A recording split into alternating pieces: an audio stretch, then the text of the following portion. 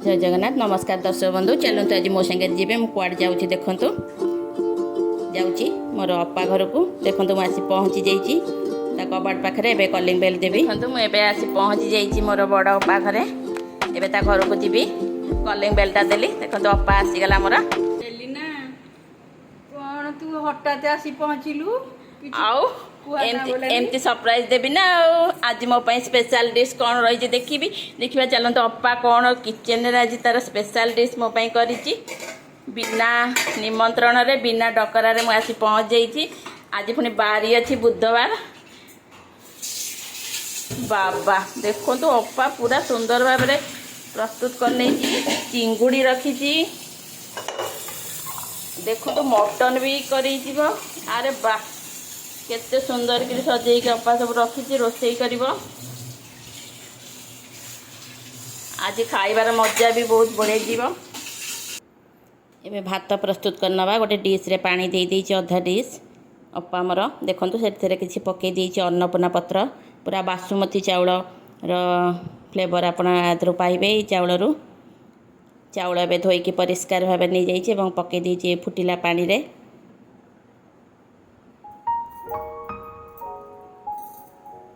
अपा घर खाइबा आज पूरा जमी जीव सुंदर खाइबा प्रस्तुत हो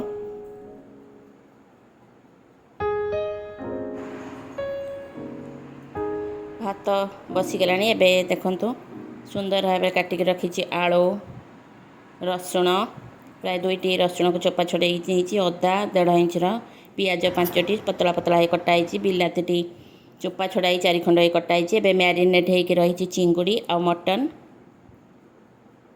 देखो एवं भात प्रस्तुत हो गला पियाज फुटण हलदी लुण टमाटो तेजपत्र आ गोटा मसला ग्राइंडिंग हो जाइए पियाज अदा रसुण कंचा लंका ये सब फाइन पेस्ट गोटे बनी जाइए प्राय 5 बड़ चामच सोरिष तेल दे देइछि तेल गुड़िक गरम हवा को छाड़ देइछि हमर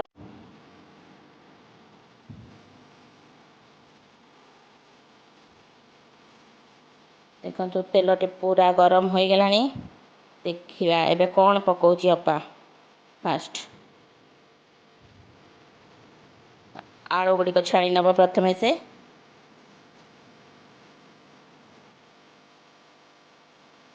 आलू गुड़िक सुंदर भाव में छाणी नहीं एबे से गरम तेल रे देदब गोटे बड़ चामच चीनी तरकारी सुंदर देखा पूरा लाल देखा एवं देदेला तादरे फुटण फुटण टी फुटवा छाड़ीदब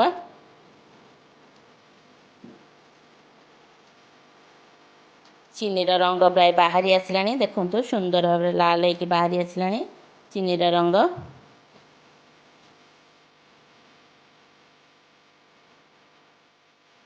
सुंदर भाव में बाहरी आसला चीनीर रंग देखु एवं देदेला तेजपत्र एवं गोटा मसला रखी गुजराती अलैच लवंग गोलमरीच आ फ्लेवर टी बहुत भल ही लगे तापर देदेला कटा हो रही पियाज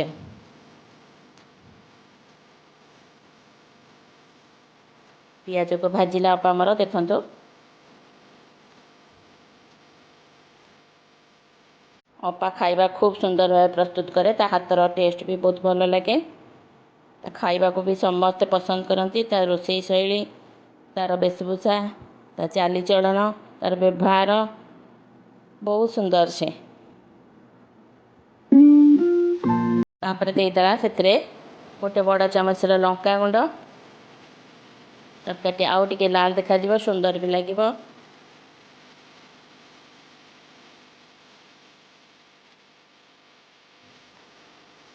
गोल नवा मिसेकिनी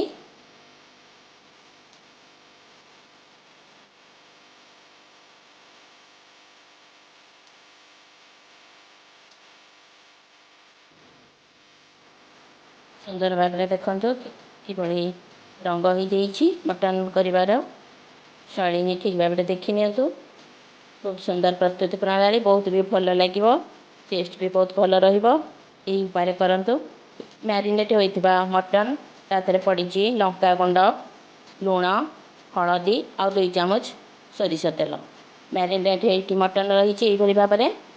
ଏବେ ତା ଦେହରେ ଦେଇଦେଲା କଟା ହୋଇ ରହିଥିବା ଟମାଟୋକୁ ମିଶାଇଦେବା। ଏବେ ଦେଇଦେଲା 1.5 ଚାମଚର ହଳଦୀ ଗୁଣ୍ଡ। ଏ ମସଲା ସହିତ ତାକୁ ମଧ୍ୟ ମିଶାଇ ନେବ।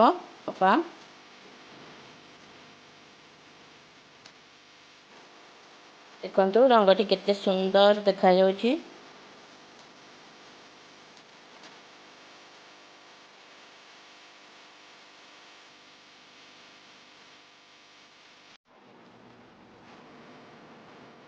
ଏବେ ଦେଇଦେବା ତା ଦେହରେ ଗ୍ରାଇଣ୍ଡିଙ୍ଗ ହୋଇ ରହିଥିବା ଅଦା, ପିଆଜ, ରସୁଣ, କଞ୍ଚା ଲଙ୍କାର ଦରଦର ଛେଚା ପେଷ୍ଟ। ତାକୁ ମଧ୍ୟ ଏଇ ପିଆଜ ସହିତ ଗୋଳେଇ ନେବ।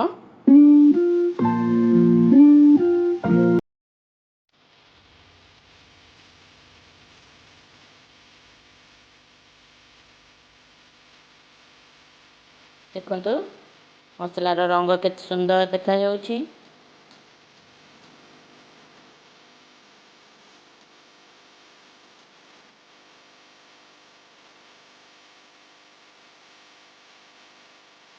ମସଲାଟି ଆସ୍ତେ ଆସ୍ତେ କଷି ହୋଇ ଆସିଲାଣି। ସୁନ୍ଦର ଭାବରେ କଷି ହୋଇ ଆସିଲାଣି ମସଲାଟି।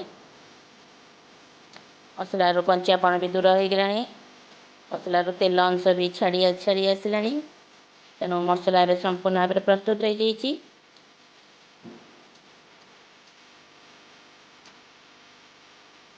ଏବେ ମ୍ୟାରିନେଟ୍ ହୋଇ ରହିଥିବା ମଟନ୍ ଅପା ତା ଦେହରେ ଦେଇଦେଲା। ତାକୁ ଅଳ୍ପ ସମୟ ପାଇଁ କଷିବା, ପ୍ରାୟ 4ରୁ 5 ମିନିଟ୍। ଅଧିକା ସମୟ କଷିବା କିଛି ଦରକାର ବି ନାହିଁ। ମସଲା ତ ସମ୍ପୂର୍ଣ୍ଣ ଭାବରେ ହୋଇଯାଇଛି। ତେଣୁ ଏ ମଟନ୍ ସହିତ ପ୍ରାୟ 4ରୁ 5 ମିନିଟ୍ ଆମେ କଷି ନେବା ମସଲା ଏବଂ ମଟନ୍କୁ ମିଶାଇ।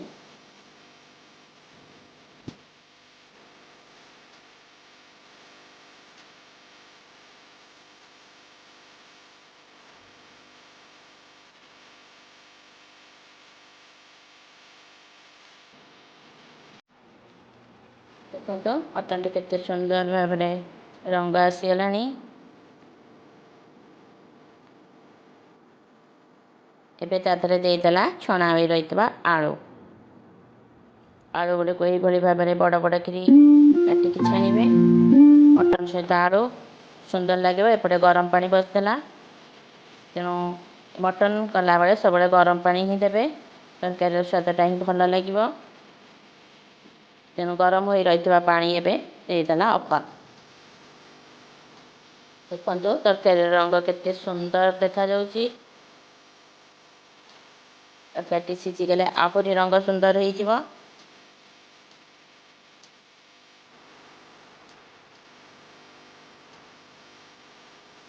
ତରକାରୀଟି ଆସ୍ତେ ଆସ୍ତେ ଫୁଟିଲାଣି। ତା'ର ରଙ୍ଗ କିଭଳି ଭାବରେ ସୁନ୍ଦର ହୋଇଗଲାଣି, ଲୋଭ ଲାଗୁଛି ଦେଖିଲା ବେଳକୁ।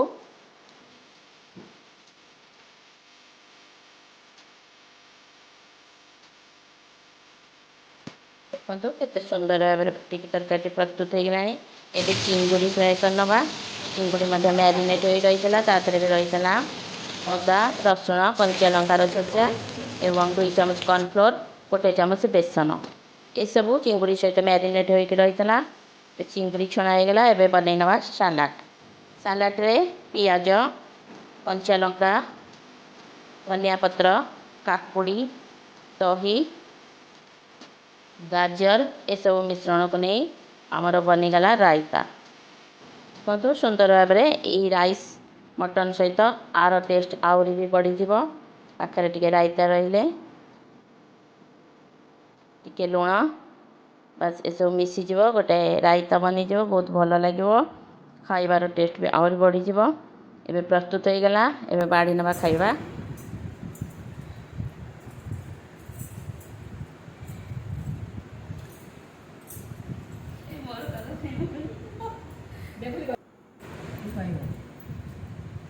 ମାଉସୀ କେମିତି ହେଇଛି?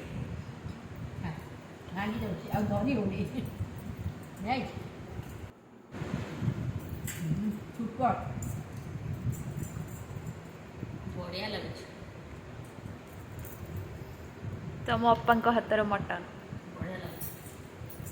ଖାଇବା ପିଇବା ଏବେ ସମ୍ପୂର୍ଣ୍ଣ ଭାବେ ସରିଯାଇଛି। ଏବେ ମୁଁ ବାହାରିଲେଣି ଘରକୁ। ଅପା ପାଖରୁ ଏବେ ବିଦାୟ ନେବି। ଆଜିର ଏଇ ରୋଷେଇ ମଟନ୍ କରି ଆଉ ଚିଙ୍ଗୁଡ଼ି ଫ୍ରାଏ ଆପଣଙ୍କୁ କିଭଳି ଲାଗିଲା କମେଣ୍ଟ ବକ୍ସରେ କମେଣ୍ଟ କରିବେ, ଲାଇକ୍ କରିବେ, ଚ୍ୟାନେଲକୁ ସବସ୍କ୍ରାଇବ୍ କରିବାକୁ ଆଦୌ ବି ଭୁଲିବେନି। ଯାଉଛି ନା ଆସିବୁ ପୁଣି ଆଉ ଯାଉ ଆସିବୁ ଯାଉଛି